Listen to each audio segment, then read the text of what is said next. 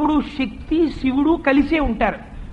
ఇలా శక్తి శివుడు కలిసి ఉన్న స్వరూపమే మూడు చేస్తుంది. అదే సృష్టి చేస్తుంది. సృష్టి చేసేటప్పుడు బ్రహ్మగారి యొక్క స్వరూపాన్ని పొందుతుంది. అదే స్థితి చేస్తుంది, అంటే ఉన్నది ఉన్నట్టుగా నిలబెడుతుంది. ఆ నిలబెట్టేటప్పుడు స్థితి చేస్తుంది. అదే లయం చేస్తుంది, అంటే మళ్ళీ తనలోకి తీసేసుకుంటుంది. తీసుకునేటప్పుడు హరుడిగా ఉంటుంది. లేదా హర అన్న శబ్దానికి కూడా గమ్మత్తుందండి. అందుకే పరమశివనామం ఎక్కడ కనపడినా నువ్వు కేవలం లయకారకంగా చెప్పడానికి వీల్లేదు, స్థితికారకంగా కూడా చెప్పవలసిన అవసరం ఉంది అంటారు పెద్దలు. అక్కడే శివకేశవ అభేదం వచ్చేస్తుంది. మీరు హర అన్నారనుకోండి, హరించువాడు. హర అని మీరు పిలిస్తే మీరు దాని ముందు పెట్టుకునేటటువంటి దాన్ని బట్టి దాన్ని తొలగిస్తాడు ఆయన. ఇప్పుడు నేను పాపహర అన్నాను అనుకోండి, ఆయన పాపాన్ని తీసేస్తాడు. కష్టహర అన్నాను అనుకోండి, కష్టాన్ని తీసేస్తాడు. మీరు దాని ముందు ఏం పెట్టుకుంటున్నారో దాన్ని తీయగలిగిన వాడు. ఇప్పుడు మీరు దాని ముందు మీకు బాధ కలిగింది, హరహర మహాదేవ శంభో శంకర అంటారు. అందుకే ముందు హర శబ్దం చేర్చుకుంటారు.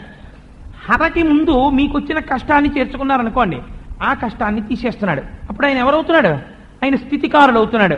అందుకని స్థితికారుడై రక్షణ చేస్తున్నాడు. కాబట్టి ఆ రక్షణ చేసేటటువంటి స్వభావముతో హరశబ్దమునకు ముందు ఉన్నటువంటి విశేషణము చేత కూడి ఉన్నవాడు కనుక ఆయన స్థితికారుడుగా ఉన్నాడు. ఇప్పుడు స్థితికారుడుగా ఉన్నప్పుడు ఆయనకి శ్రీ మహావిష్ణువులకు అభేదము.